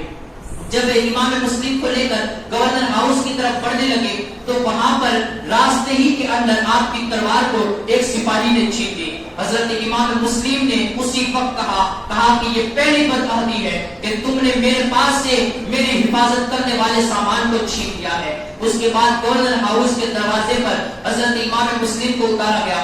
امام مسلم کے سامنے ایک پانی کا مسکزہ پڑا ہوا تھا، آپ نے پانی کو طلب کیا لیکن وہی مسلم بن عمرو باہلی جو عبید اللہ بن زیاد کے ساتھ آیا ہوا تھا اس نے آپ کو پانی دینے سے انکار کر دیا. عمارہ بن عقبہ بن عمارہ جو وہاں پر موجود تھا اس نے اپنے غلام کو اشارہ کیا کہ مسلم کو پانی دے دو. اس نے ایک کٹورے میں پانی نکالا اور پانی نکال کر حضرت امام مسلم کو پیش کیا. امام مسلم نے جیسے ہی وہ پانی اپنے منہ سے لگایا لیکن جو خون نکل رہا تھا اس خون سے وہ پانی پورا کا پورا سرخ ہو گیا, لال ہو گیا. حضرت امام مسلم نے وہ پانی پھینکا, دوسری مرتبہ پانی کیا گیا, دوسری مرتبہ وہ پانی خون بن گیا, تیسری مرتبہ بھی پانی کیا گیا, تیسری مرتبہ بھی وہ پانی سرخ ہو گیا, یہاں تک کہ تیسری مرتبہ آپ کے دوسرے بھی دو دانت یہ اس پانی کے کٹورے کے اندر گر گئے. حضرت امام مسلم نے اسی وقت کٹورے کو نیچے رکھا اور کہا کہ اب ہو سکتا ہے میرے مقدر میں دنیا کا پانی اٹھ چکا ہے, اب آقا کے ہاتھوں سے اور نانا کے ہاتھوں سے حوض کوثر کا جام میرا نصیبہ بن چکا ہو. حضرت امام مسلم رضی اللہ تعالیٰ عنہ نے کٹورے کو نیچے رکھا اور سامنے سے عبید اللہ بن زیاد کا ایک سپاہی آیا اور حضرت امام مسلم کو لے کر وہ گورنر ہاؤس کے اندر داخل ہو گیا. جب گورنر ہاؤس کے اندر پہنچے تو اب ابن زیاد کی جب سامنا ہوا تو حضرت امام مسلم رضی اللہ تعالیٰ عنہ نے ابن زیاد کو کوئی سلام نہیں کیا. ایک سپاہی نے کہا کہ تم جانتے نہیں ہو کہ امیر کے سامنے جب آیا جائے تو کس طریقے سے آیا جاتا ہے, انہیں سلام کی جاتی ہے. کہا کہ اگر امیر مجھے قتل کرنا چاہتا ہے تو اس کے لیے کوئی سلام نہیں ہے, اور اگر وہ مجھے قتل کرنے کا ارادہ نہیں رکھتا تو پھر اس کے اوپر ہزاروں سلام ہوں گے. اس کے بعد عبید اللہ بن زیاد کی طرف مخاطب ہوئے. عبید اللہ بن زیاد نے کہا کہ تم یہاں پر تمام کے تمام یہ چین و سکون کے ساتھ رہ رہے تھے اور آپ نے یہاں پر آ کر ایک فتنے کو برپا کر دیا. اب جیسے ابن زیاد نے یہ کہا کہ تم نے فتنے کو برپا کر دیا اور تم نے یہاں پر آ کر لوگوں کو خون ریزی کے لیے ابھارا, حضرت امام مسلم رضی اللہ تعالیٰ عنہ نے اس سے کہا کہ خون ریزی تو وہ کرتا ہے جو لوگوں کے خون کو ناجائز طور پر پیتا ہے, سود تو وہ کھاتا ہے اور حرام کام وہ کرتے ہیں. ابن زیاد نے حضرت امام مسلم کی طرف کچھ حرام کاموں کی نسبت کی, کہا کہ تم لوگ اسلام کے نظام کو بگاڑتے ہو. حضرت امام مسلم نے کہا کہ اسلام کا نظام تو وہ بگاڑتا ہے جو خون ریزی کرتا ہے, جو لوگوں کا ناجائز خون بہاتا ہے. یہاں پر جو ابن زیاد اور حضرت امام مسلم رضی اللہ تعالیٰ عنہ کے بیچ میں کچھ گفتگو ہوئی, یہ گفتگو اتنی عام ہے جو حضرت امام حسین کا کردار بتاتی ہے. درود پاک پڑھیں اللہم صلی اللہ علیہ وسلم.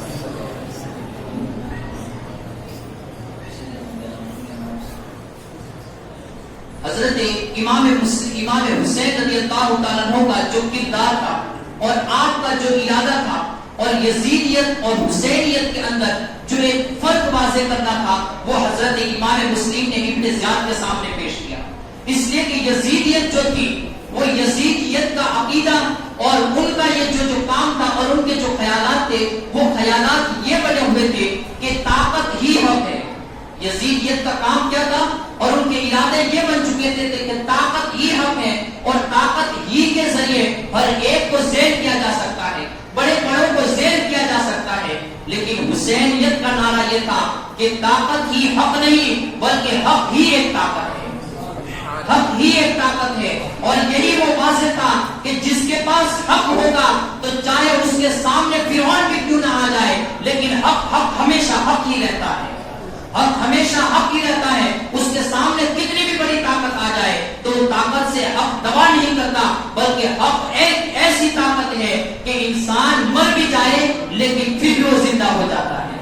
انسان مر بھی جائے لیکن پھر بھی وہ زندہ ہو جاتا ہے. امام مسلم رضی اللہ تعالیٰ عنہ نے کہا کہ امام مسلم کو جیسے اس نے کہا کہ تو مدینے میں بیٹھ کر شراب پیتا تھا. حضرت امام مسلم نے کہا شراب تو وہ پیتا ہے جو لوگوں کا خون پینے والا ہوتا ہے. تیرے باپ نے اور تو نے یہاں پر لوگوں کا خون بہایا اور کوفہ کے اندر اور اس عراق کی سرزمین پر تم لوگوں نے اسلام کے نظام کو بگاڑ دیا. ہم یہاں پر اسلام کا نظام قائم کرنے کے لیے آئے ہوئے ہیں, ہم آقا رحمت صلی اللہ علیہ وسلم کی سنتوں کو زندہ کرنے کے لیے آئے ہوئے ہیں. ابن زیاد نے جب یہ کہا تو اس کے بعد وہ حضرت امام حسین اور حضرت علی رضی اللہ تعالیٰ پر لعن و طعن کرنے لگا. حضرت علی کو گالیاں دینے لگا, حضرت امام حسین کو گالیاں دینے لگا. حضرت امام مسلم نے اپنی زبان کو خاموش کر دیا, کہا کہ گالیوں کا جواب ہم اہل بیت نبوت نہیں دیا کرتے ہیں. ہے. اگر تو مجھ سے کوئی اور بات پوچھنا چاہتا ہے میں اس پر بات کرنے کے لیے تیار ہوں. آخرکار ابن زیاد نے کہا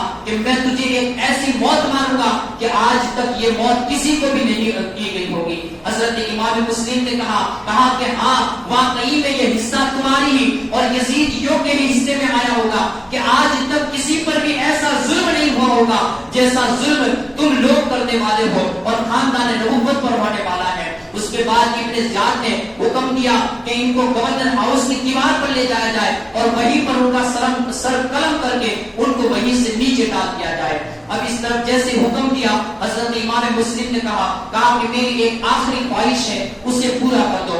امام مسلم سے کہا گیا کہ وہ کون سی خواہش ہے؟ کہا کہ میں تمہیں نہیں بلکہ عمرو بن سعد جو بنی امیہ کے ہوا خواہوں میں سے تھا اور درہم و دنانیر کا وہ بندہ بن چکا تھا اور ملک اور حکومت کی جس کے دل میں لالچ بیٹھ چکی تھی اس کو بلایا. یہ قریش خاندان کا شخص تھا اور حضرت سعد بن ابی وقاص رضی اللہ تعالیٰ عنہ کا یہ بیٹا تھا. اس کو اپنے قریب بلایا. اس نے پہلے تو انکار کر دیا بات سننے سے, لیکن عبید اللہ بن زیاد نے کہا کہ جاؤ سننے میں کیا جاتا ہے.